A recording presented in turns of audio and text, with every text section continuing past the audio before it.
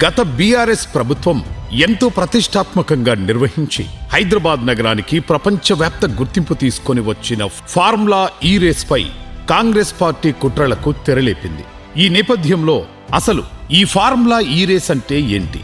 Formula E race ని హైదరాబాద్లో ఎందుకు నిర్వహించారు? దాని వలన కలిగిన లాభాలు, ఇప్పుడు కాంగ్రెస్ చేస్తున్న విష ప్రచారాల వల్ల కలిగే నష్టాలను ప్రతి తెలంగాణ బిడ్డ తెలుసుకోవాల్సిన అవసరం ఉంది. అసలు ఫార్ములా ఈ రేస్ అంటే ఏంటి? ప్రపంచవ్యాప్తంగా పర్యావరణ పరిరక్షణకు, కాలుష్య నివారణకు, ఎలక్ట్రిక్ వాహనాల వినియోగం ప్రోత్సహించడానికి గత 10 ఏళ్లుగా వివిధ దేశాల్లో స్ట్రీట్ సర్క్యూట్లలో ఈ కార్ల రేసును నిర్వహిస్తున్నారు. ఇప్పటి వరకు London, Beijing, Seoul, Moscow, Berlin, Shanghai, Jakarta వంటి ఎన్నో ప్రముఖ నగరాల్లో 100కు పైగా ఈ ఫార్ములా ఈ రేసులు జరిగాయి. ఈ పోటీల వల్ల కలిగే లాభాల విషయానికొస్తే, ఫార్ములా ఈ రేస్ జరిగిన ప్రదేశాలలో ఎలక్ట్రిక్ వాహనాల వినియోగం 700% పైగా పెరిగింది. ఆయా దేశాల బ్రాండ్ ఇమేజ్ పెరగడంతో పాటు టూరిజం ఆదాయం పెరిగి ఆర్థిక అభివృద్ధికి తోడ్పాటు జరిగింది. పలు సీజన్లలో 50 కోట్ల మంది ఈ ఫార్ములా ఈ రేస్ పోటీలను వీక్షించారు.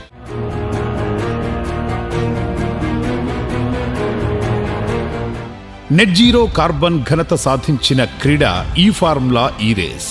McLaren, Nissan, Jaguar, Mahindra, TCS వంటి ఎన్నో దిగ్గజ కంపెనీలు ఈ రేసుల్లో పాల్గొంటాయి. ఇప్పుడు హైదరాబాద్ ఈ ప్రిక్స్ గురించి మనం తెలుసుకోవాల్సిన విషయాలు. భారతదేశంలో మొట్టమొదటిసారి ఫిబ్రవరి 2023లో తెలంగాణ ప్రభుత్వ భాగస్వామ్యంతో హైదరాబాద్లో ఈ ఫార్ములా ఈ రేస్ను నిర్వహించారు. అసలు హైదరాబాద్ నగరానికి ఫార్ములా ఈ రేస్ ఎలా వచ్చిందంటే, హైదరాబాద్ బ్రాండ్ ఇమేజ్ను మరింత పెంపొందించి ప్రపంచవ్యాప్త గుర్తింపు తీసుకురావడానికి అప్పటి మున్సిపల్ శాఖ మంత్రి కేటీఆర్ చొరవతో హైదరాబాద్ నగరాన్ని ఫార్ములా ఈ రేస్ నిర్వాహకులు ఎంచుకున్నారు. ఎలక్ట్రిక్ వాహనాల వినియోగాన్ని ప్రోత్సహించేందుకు బీఆర్ఎస్ ప్రభుత్వం నిర్వహించిన ఈ మొబిలిటీ వారోత్సవాల్లో భాగంగా మొదటిసారి ఈ రేస్ నిర్వహించారు.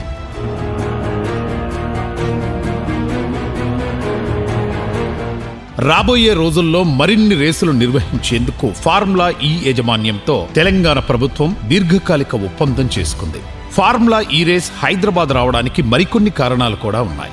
పర్యావరణ పరిరక్షణకు కేసీఆర్ ప్రభుత్వం తీసుకున్న చర్యలు ఫార్ములా ఈ రేస్ నిర్వాహకులను ఆకర్షించాయి. వరుసగా 5 సార్లు హైదరాబాద్ మోస్ట్ లివబుల్ సిటీగా గుర్తింపు పొందడం, వరల్డ్ గ్రీన్ సిటీ అవార్డును గెలుచుకోవడం, హరితహారం ద్వారా 6.5 కోట్ల మొక్కలు నాటడం, తెలంగాణ వ్యాప్తంగా గ్రీన్ కవర్ ని పెంచడం వంటి ఘనతలు కూడా హైదరాబాద్లో ఈ రేస్ నిర్వహించేందుకు కొన్ని కారణాలు. నిర్వాహకుల అంచనాల ప్రకారం ప్రత్యక్షంగా పరోక్షంగా రెస్టారెంట్లు, హోటళ్లు, ప్రకటనలు, మీడియా కవరేజ్ ద్వారా 700 కోట్లకు పైగా వ్యాపారం ఫార్ములా ఈ రేస్ నిర్వహణ సమయంలో హైదరాబాద్ నగరంలో జరిగింది. పలు దేశాలు, రాష్ట్రాల నుంచి హైదరాబాద్ ఈ ప్రిక్స్ ను వీక్షించారు. ఫార్ములా ఈ రేస్ ను నిర్వహించిన ప్రఖ్యాత నగరాల సరసన హైదరాబాద్ నిలవడంతో పాటు భారతదేశంలో ఫార్ములా ఈ రేస్ నిర్వహించిన ఏకైక నగరంగా హైదరాబాద్ అవతరించింది. కానీ కాంగ్రెస్ పార్టీ మాత్రం ఫార్ములా ఈ రేస్ పై దుష్ప్రచారం చేస్తోంది. కాంగ్రెస్ అధికారంలోకి వచ్చాక తెలంగాణ, హైదరాబాద్ బ్రాండ్ ఇమేజ్ దెబ్బతీసే విధంగా ఫార్ములా ఈ రేస్ నిర్వాహకులతో చేసుకున్న ఒప్పందాన్ని రేవంత్ ప్రభుత్వం ఏకపక్షంగా రద్దు చేసింది. ఫార్ములా ఈ వంటి ప్రపంచ ప్రఖ్యాత బ్రాండ్తో రేవంత్ ప్రభుత్వం వ్యవహరించిన తీరుతో తెలంగాణ రాష్ట్ర కీర్తి ప్రతిష్టలు మసకబారాయి. ఫార్ములా ఈ రేస్ నిర్వహణలో ఉన్న ఒక చిన్న టెక్నికల్ అంశాన్ని పట్టుకొని ఇప్పుడు కాంగ్రెస్ పార్టీ గత బీఆర్ఎస్ ప్రభుత్వంపై దుష్ప్రచారం చేయడానికి ప్రయత్నిస్తోంది. ఎన్నికల కోడ్ ఉన్నప్పటికీ ప్రభుత్వం అనేది కంటిన్యూస్ ప్రాసెస్ కాబట్టి ఫార్ములా ఈ రేస్ నిర్వాహకులకు అధికారులు విడుదల చేసిన డబ్బుపై ఇప్పుడు రాద్ధాంతం చేస్తున్నది కాంగ్రెస్. ఇలా రాష్ట్ర ప్రభుత్వ భాగస్వామ్యంతో స్పోర్టింగ్ ఈవెంట్లు జరపడం ఇదేమీ మొదటిసారేం కాదు. ఇతర రాష్ట్రాలలో ప్రభుత్వ సహకారంతో జరిగిన కొన్ని స్పోర్టింగ్ ఈవెంట్లను చూద్దాం. 30 కోట్ల రూపాయల ఖర్చుతో తమిళనాడులో ఫార్ములా 4 నైట్ స్ట్రీట్ రేసింగ్ జరిగింది. 80 కోట్లతో నోయిడాలో మోటో జీపీ, 260 కోట్లతో ఒడిశాలో హాకీ వరల్డ్ కప్, 100 కోట్లతో ముంబై, రాయపూర్లలో రోడ్ సేఫ్టీ వరల్డ్ సిరీస్, ఇలా ఎన్నో ఉన్నాయి. కానీ ఇప్పుడు కాంగ్రెస్ తీసుకుంటున్న అనాలోచిత చర్యల వల్ల పలు నష్టాలు జరిగే అవకాశం ఉంది.